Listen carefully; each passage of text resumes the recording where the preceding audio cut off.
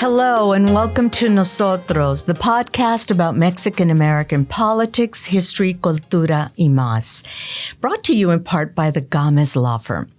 I'm your host, Elaine Ayala, Metro columnist for the San Antonio Express News, and my guest today is Jon Taylor. He's a professor of political science, chair of the UTSA Department of Political Science and Geography, and an associate dean. That's the part that I'm sure is not as fun. He's an associate dean in the College of Liberal and Fine Arts at UTSA. He's an expert in both Texas and Chinese politics. That's quite a combination, sir. It's a weird combination, trust me. And he's here for an election postmortem. So we begin every time with a little game of this or that. Sure. Usually there are two bad choices to choose from. That's how I like to do it. Oh, joy. Okay, Matt Gaetz or RFK Jr.? Can I just be kicked in the head and have short-term memory? No, you have to. I think when you cannot answer, because sometimes people cannot, Sure. They just refuse to make a choice, you kind of analyze both. Sure. Matt Gaetz. Definitely not Matt Gaetz. This is a man who's been accused of what seems to be apparently child sex trafficking, among other things. And rape.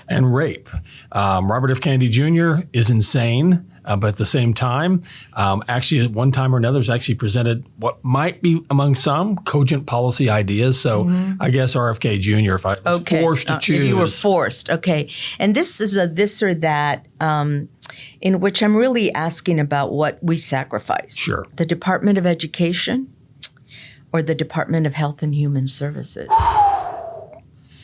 Oh, man. It could be both. It could be both. That's the frightening thing is it could very well be both depending on what Trump does.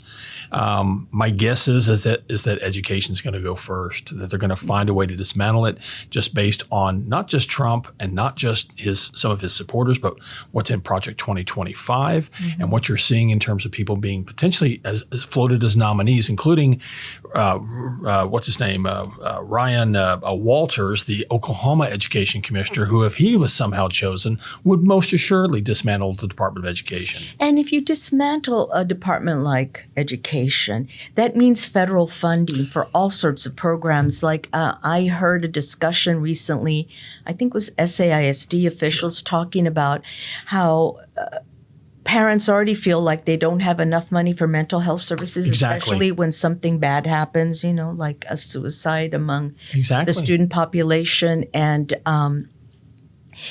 And there would be a zero out on something like that. The concern is not just mental health, which is an important issue. Obviously, in the UTSA, we faced that in the last week. But also special ed. There's a real concern about special ed basically being zeroed out or at least cut out big time. And who's going to pick up that? The answer is not the states. Not Texas. No, not Texas. Not in our state. Maybe in California they'll pick it up. But not here. Okay. All right. Here's another tough one. Okay. Hardline immigration policy or hardcore cuts to federal social services? My guess is it's going to be what they're going to go with is hardline immigration policy.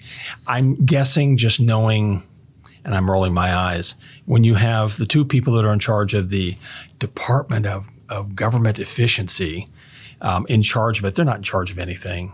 They're going to provide, ideas or at least some proposals that will go nowhere.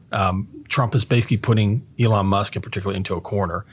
So he's going to go hardline on immigration. And I'm very fearful of that because we could go down a very dark path. More on that later.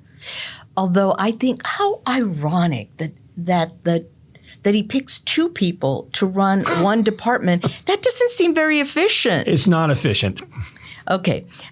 Trump's last cabinet or his nominees so far? I would take his last cabinet. At least those were people who had... Right? Yeah. Now I'm looking at that group and thinking, but I would go ahead and take, some of these guys. And also a lot of his former cabinet, they were all acting directors or secretaries. They weren't permanent. The permanent ones? All were supporting Kamala Harris or telling you not to vote for Trump at all. I know. Okay. All right. And this is really this or that about also what sacrificed? The Texas Panhandle or the Texas borderlands? Panhandle has been forgotten. In fact, we had a conference here in San Antonio the last 2 days on rural Texas. Totally ignored, yet they come out and vote for Trump. Vote heavily for Trump. Yes. And that was one of Colin Allred's problems, is he ignored it completely. Yeah. The border, we've already spent, $10 billion on border security that, to be honest, has been more of a case of, among other things, enriching certain people and in fact, creating a form of what I've referred to as border security kabuki theater. You're still not stopping the problem. You're not mitigating it. Who's mitigating it more right now? Mexico, by limiting immigrants from south. They're helping. Southern Mexico. Yeah. They're helping. And so you've got a situation, I would say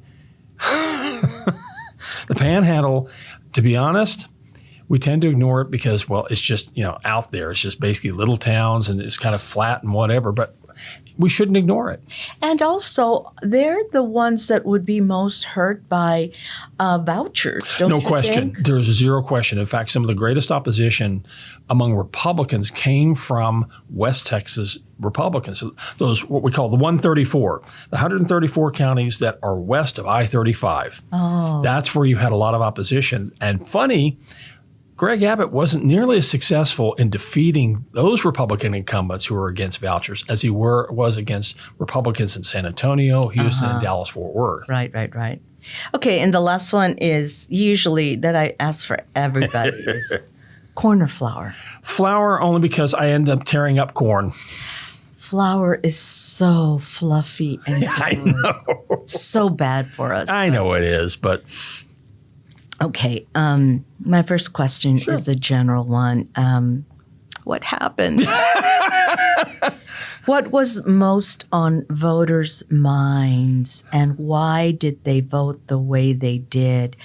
And also, I'm asking really is it wasn't a landslide. It was starting to look like one for a while, but it wasn't. It was a lot closer than we first surmised. So what's your overall take? Well, votes are still being counted. It's quite possible that Donald Trump will not win a majority the way it's going. And you can think. You mean the popular vote? Yeah, it's quite possible.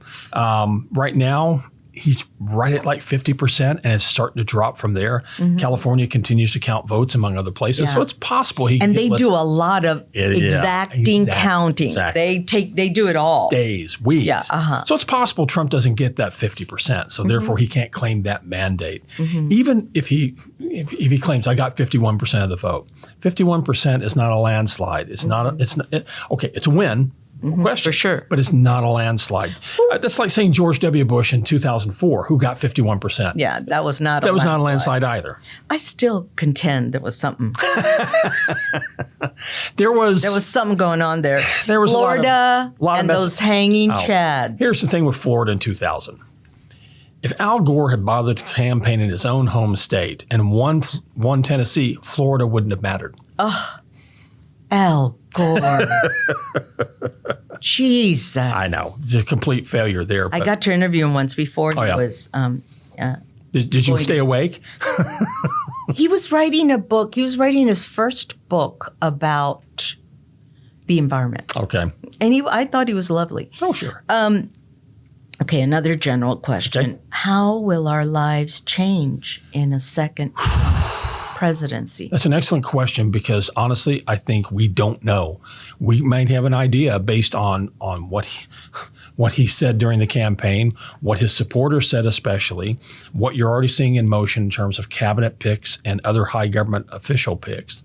It tells me you're going to have a government that's going to be very aggressive. It's going to be heavily executive order oriented. He's going to do things irrespective of whether or not Congress has support. He will use the power of the presidency to the greatest extent possible, and he will claim, I have immunity thanks to the Supreme Court to do what I want to do. That was not the answer I was looking for. I'm sorry. That's fine. Okay. Okay. How did it break down for you, especially when you look at how the behavior of white, Black, and Latino voters? You know, it was fascinating because you look at, in particular, Latino voters. 80% of Latino voters are working class voters. They were interested in How are you going to get inflation under control? Those pocketbook issues, dinner table issues. How am I going to be able to afford a home? Why are gas prices still higher than I like? Why are food prices at the grocery store higher than I like? Why is it still expensive to go through a drive-through? Mm-hmm. And it's not just Latinos, obviously, but I'm using Latinos as an example here because people seem to think that, it was the boys in the girls' bathroom and transgender stuff that did it. Mm-hmm. No, it wasn't. It was not focusing enough on working class and middle class voters, irrespective of race.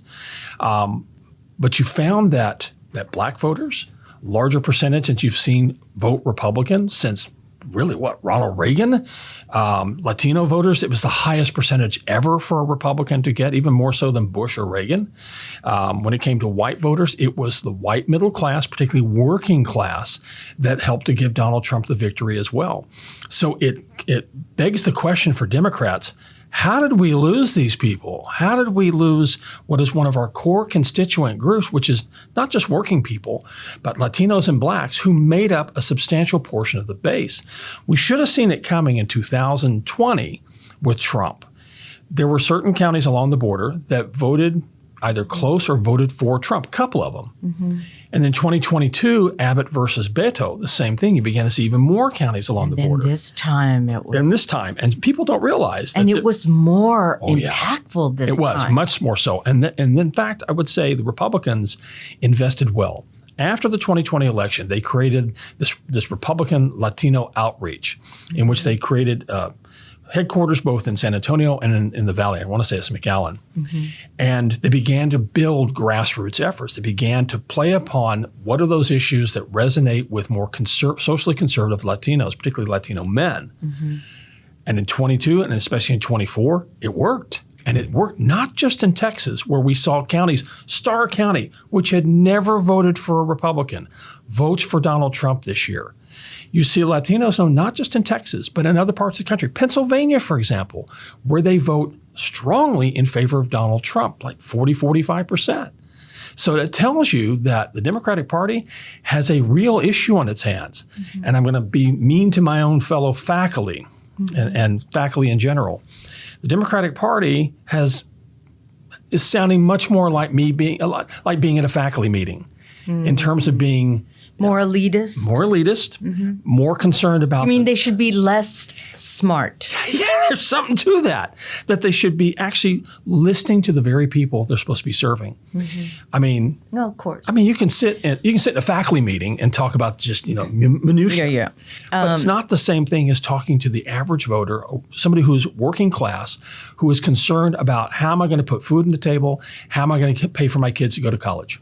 There's less after you pay for all the exactly. Other things. Now I'm throwing this out. Sure.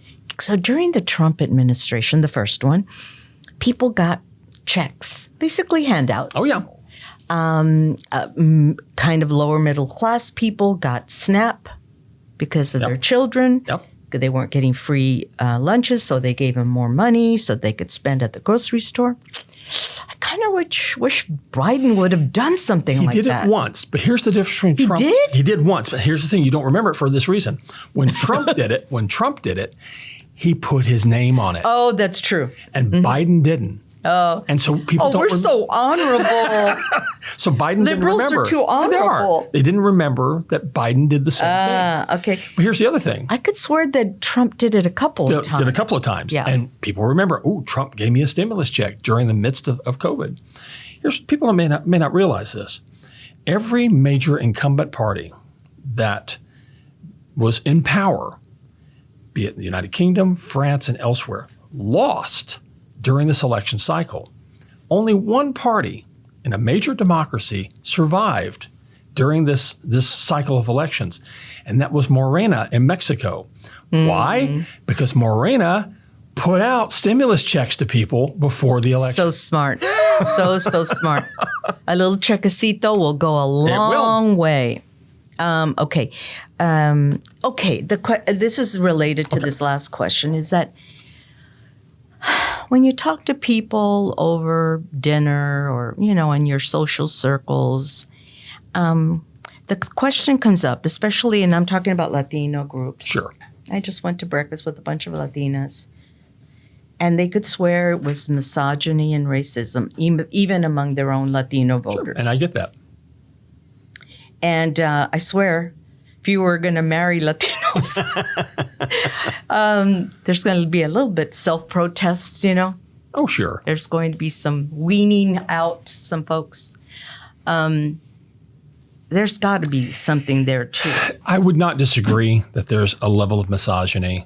Some have argued that, in particular, with Latino men versus Latinas, that Latino men were much more likely to vote for Trump. That there was this sense of machismo, and some have argued that those transgender boys in the girls' bathroom commercials resonated especially with Latino men. Yeah, I agree. Which is why they were just pounding those ads. And I love a lot of Latino men in my family, but there's a couple that are just like that. Oh, sure. And the thing to keep in mind, though, it's not just middle-aged and older Latino men. It was younger Latino men, especially, that it really hit home with. I voted at the elections office. Sure. And it was a long, long line, so we were waiting there for a long time. And I was still outside, and this, I would say maybe 30-ish Latino guy, and they can't help it, the stereotypical big truck. Of course. And he was early, so he gets in his truck and he drives away, and then he blasts and sits on the horn while we're all and you know, there's like a message in that. Yeah. All right. Okay. What will a second Trump presidency, and I'm really talking about the cabinet, look like, given that most of us recall the pain of the first one? Right. And, you know, that was also during the pandemic, and close to 1 million people are no longer with us. That's right. Including a couple members of my family. And this cabinet is not going to look like the first one. It's going to be much more made up of yes men and yes women, sycophants that are willing to do what Trump wants. These are people that may not necessarily have as much government experience. I mean, for God's sakes, Trump named a Fox News host as Secretary of Defense. You've got Matt Gaetz, the congressman, who has all sorts of baggage. You've got Tulsi Gabbard, who many claim is basically a Russian asset. National intelligence. And then you start thinking about, who's Trump going to name as Secretary of Education or Secretary of Health and Human Services? I made a joke about Health and Human Services. I made a joke that, okay, Lauren Boebert, I guess she can be named Secretary of Agriculture because she's pretty familiar with BS. Oh, God. Yeah. It's mind-boggling. It is. Did Texas go farther right? Yes, we did. In fact, here's the thing about Texas. It was, to be honest, it was a shock. I mean, okay, people listen, oh, you're a political scientist, you're some sort of progressive leftist. No, I'm really not a progressive leftist, but I'm also not conservative either. The shock was this, is that we had lower voter turnout than we expected. Bexar County expected a 70% turnout. We ended up with a 57% turnout. Harris County, the same thing, lower than expected. Texas overall had a higher voter turnout, but yeah, it's because more Trump voters actually turned out. Yeah. So it begs the question, why didn't Democrats energize voters? Was it because of Kamala Harris? Was it because of the economy? Was it because of Joe Biden? Who knows? The result was that Texas turned redder. I mean, there had been this— even one extra shade of blue. Oh, no. I mean, example, we had seen this trend, and it literally goes this kind of trend line downward from the time that Barack Obama is running against John McCain to Obama versus Romney to Hillary Clinton versus Trump to Trump versus Biden. Yeah. Where by the time it was Biden versus Trump, it was a 4.5 point difference between Biden and Trump in Texas. So the thought was, wow, Texas might be in play. Kamala Harris coming to Houston. Oh, maybe it is in play. Maybe not. I mean, we were so wrong. We were horribly wrong. Yeah. The media was terribly wrong. I apologize for political science because we're the ones who come up with all these statistical models that predict the elections. We missed it. We missed the voices on the streets. We missed the sentiment of voters. We can put in all these factors of, economic confidence is up, consumer prices are down, all these things like the stock market is a high level. We plug those into the models and, Kamala Harris will win a modest victory at best. Didn't happen. And then polling, the same thing. Polling missed a number of voters, particularly Gen Z voters. I've lost all confidence in polling. Well, don't lose completely, because we have a polling center in our UTSA. Well, I'll have to. Who runs it? Actually, Dr. Brian Gervais. It was founded by the department, and Dr. Gervais is in charge. Brian does a fantastic job, and we do primarily Bexar County and San Antonio. Okay, well, we need to have him in. There you go. Oh, you need to have him on. Okay, so I can't help to think that it was people are so frustrated at the grocery store. They're hurting. Oh, yeah. They're having to put things back on the shelves. They can't buy as much this or that. No. And we just didn't pick up enough on it. No. And that's where they just sort of feel, even though I don't think we do necessarily better in a Republican administration. Normally we don't. Usually in Democratic administrations, the economy improves. Republican administrations, traditionally, you tend to see an economic decline. Here's the thing, is that the seeds for a Democratic loss were sown at least 2 years ago. Actually, really 3 years ago. Three things I think come into play. One, Biden should have done more on the border than he did. He literally did nothing. He dithered. And that made Democrats look weak. It made them look like they were ineffectual. They didn't seem to care about the problem. Had they addressed it early on, and this means working with Mexico and trying to find a way to mitigate unlawful crossings, which they did eventually, but you did it 3 years too late, and you looked like you were weak doing it. The other thing was addressing the structural issues related to rising prices and to consumer concerns and voter concerns. When you end up with grocery prices rising and gas prices rising so fast that people notice it and they go to McDonald's or some other fast food and they're outraged by how much they're paying for a meal for their kids, that sticks with people's minds. And that's exactly what happened. And somehow corporations aren't blamed for being greedy. And eventually, you notice the Biden administration late in the game said, we're going to go after price gouging. Well, that was about 3 years too late. Mm-hmm. And the Biden question in general, right? He should never have run for re-election. In a perfect world, and I appreciate the fact that he gave it a go because of his concern about Trump. But you know what? Honestly, he did his party, and I can make the argument, a nation's service. He should have taken one for the team and maybe around April, May of 2023 said, you know what? I've accomplished a lot. We've gotten a lot done. We've got more to do. But it's time for me to do what I said I was going to do, which was to be a transitional president, and hand it over to a new generation of leaders. And that would have opened the door to an actual Democratic primary, a competitive primary where Kamala Harris may or may not have won. Mm-hmm. You would have had others who have been involved, and you would have had a nominee that would have had, instead of 100 days, 1,000 days to work with. I kind of want to... Or even maybe 500 days, but and you get the idea. This is all, looking back. I don't think I had this idea at all, but maybe you should just sort of resign and let Kamala Harris run as an incumbent. That was a thought as well, is that you give her the power of incumbency. He could have done that. He could have literally made her the incumbent in June of this year. Because she did well, I think. She did well. And and that's the thing. Is that had she been the incumbent, here's the problem with being incumbent. You now are responsible for all the baggage that's left from the Biden administration. You could claim as vice president, look, I'm just the VP. I don't get to make the decisions. I can give my input, which is a nice cop-out. And that's all it is that you're still part of that administration. Mm-hmm. To be the incumbent, you now have to make the big decisions, and you have to actually then say, I'm going to do the following. And that was a problem for her, is that she could never properly articulate how she was going to be different than Joe Biden, and she made a fatal mistake. She could not criticize him either. And here's the thing: she should have done, and this is horrible to say, she should have had a Sister Souljah-like moment, and basically kicked Biden to the curb. Biden needed to understand that she was going to have to do it. But it was a good break, and exactly, and it would have been a break with what was going on, much like Hubert Humphrey failed until October of 1968 to do the same thing with LBJ. Too little, too late at that point, and Humphrey loses to Nixon. Mm-hmm. Okay. I know it's too early to think about midterms, but now I'm thinking about midterms. I understand.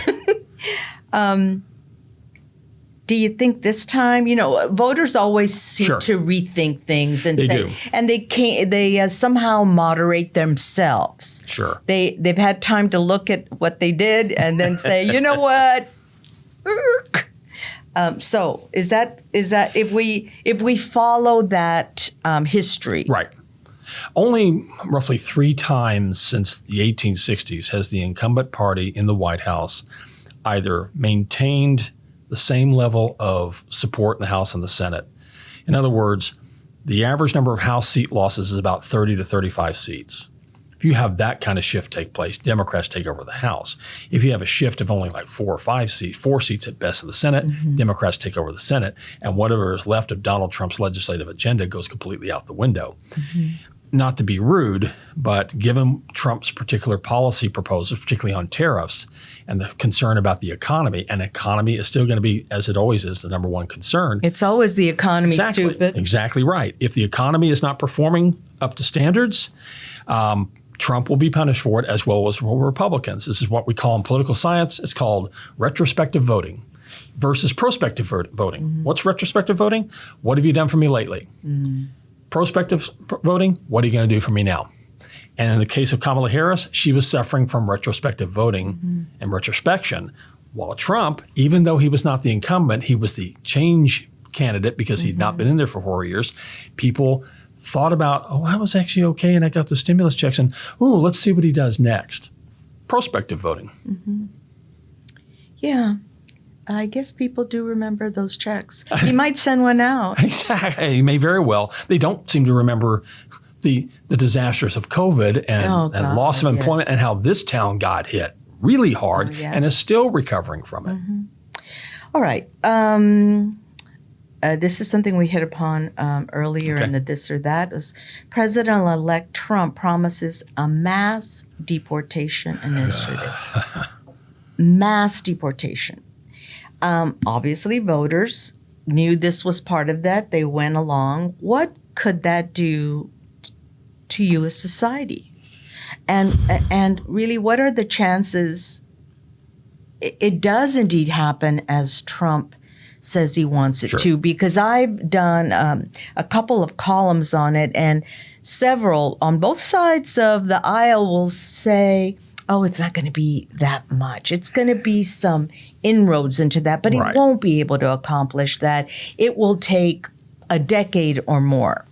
We can think that, but this is a guy who I think has a plan. He also has a person in place, Stephen Miller, who is most assuredly, as well as Tom Homan, who's named as border czar, who have had a plan in place, and they will press as hard as possible for mass deportation, which means we're talking about detention camps, we're talking about private prisons, we're talking about uprooting families, even families where children were born in the United States. Homan, in fact, has said, I don't care, they have to stay together, we'll just repatriate them south of the border.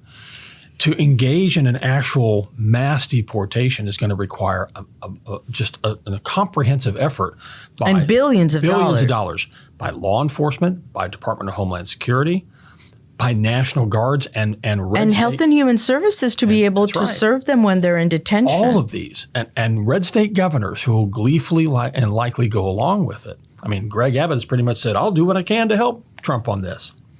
So let's fast forward. Let's assume that they go forward with this plan. First of all, where are they going to start? Are they going to start? They say they're going to start with the bad elements. Okay, please identify for me the bad elements. Are you going to get people who are currently in prison that are unlawfully in the United States? Fine.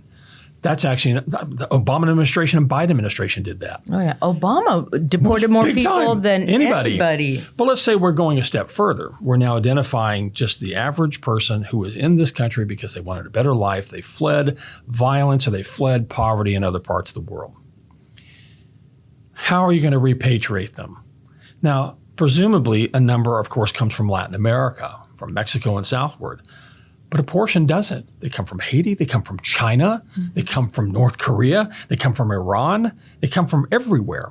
How are you going to possibly repatriate them? how are you going to actually create a detention system? How is it going to be monitored? Don't you think there'll be a lot of potential corruption Not just corrupt. Oh, you're going to get corruption from people who are going to get paid big time. Yes, to build these I mean, things. I remember the privately run detention centers were horrid. Exactly. But it gets worse, in my opinion. Okay, let's say we're going to go forward with this plan. You got to get the National Guard involved. Now, National Guard members, they do a great job, but they're also worried about getting paid and losing benefits. Mm-hmm. Will they go along with it? Even though we could teach in political science ethics that, Nuremberg trials being what they are and I was just following orders is not valid. Mm-hmm. Let's say they go ahead and comply. You're also going to probably have to have law enforcement, many of whom will probably go along with it just because local law enforcement. Yeah, because they'll probably have to be team players. But let's say that we still don't have enough. Then all of a sudden you're going to have to start not just invoking the National Guard and law enforcement. Now you're going to do what Trump has threatened to do, which is to invoke posse comitatus and involve the U.S. military in these kind of deportation efforts. And when you do that, you will likely have massive protests. You could have violent protest, which could be, if you want to go down a very dark path, could lead eventually to violent demonstrations in the streets, met with obviously force by law enforcement, which in turn could convince the president or use it as a pretext that we need to declare martial law in portions of the country and invoke the Insurrection Act. I don't want to go that far, but it now becomes dystopian. You're a bummer. I'm sorry, and I don't want to suggest to people listening that somehow we're going to get there. Mm-hmm. But people need to think about when you're talking about deporting as many as 20 million people. How in God's name do you do that in a peaceful, simple, rational manner? It's not like, we're just going to jump on a plane or we're going to jump on a bus and head south past Laredo to Nuevo Laredo. Doesn't happen. No. I talked to one sort of foundation scholar and said, that he felt some people will self-deport. Right, they will. Because they did in the 30s and 50s. Correct. And that was a little more peaceful. And they went back to families. But it wasn't the kind of size we're talking about here. The other frightening part is Stephen Miller's discussion. And that is the idea of what he calls denaturalization. Basically trying to ignore or find a workaround around the 14th Amendment's clause regarding citizenship. Oh, yes. In other words, the idea of anchor babies. Yeah. And so you denaturalize people and you deport them as well. So let's say you have naturalized citizens who happen to come, who have family members who are here unlawfully. You denaturalize the lawfully. The younger ones, basically. And you send them all out of the country. Now, again, this is a dark path that I pray to God we do not follow. And I'm hoping that this was more campaign bluster. And, Trump can claim that, we got rid of these people, we got rid of this, and we're putting controls in. If that's where we go. Overclaim. And that'd be fine by me, rather than seeing what would become likely a human rights nightmare. Yeah. Okay, close us out. Sorry for the darkness. Yeah, close us out on the status of the United States and in the world. Well, we're definitely in a different place than we were. I teach a class every roughly year and a half or so on democracy and global politics. Mm-hmm. I'm going to have to completely revise my syllabus for 2025 because we talk about flawed democracies and stressed democracies. The United States is most assuredly right now in that category. That because of certain things we're doing, we are heading toward a form of illiberalism, which is a serious concern for what is the leading democracy in the world. Tell me. Illiberal democracy. Illiberal. Keep in mind who one of Trump's biggest fans is. It is the Prime Minister of Hungary, Viktor Orban, who has been feted by the Conservative Political Action Conference, by all these various conservative pundits. He's viewed as an exemplar for how the United States should pursue politics in general. He's a demagogue. He is. And so that is a fear, is that we may head into that kind of situation. More importantly to me is thinking about national security and intelligence.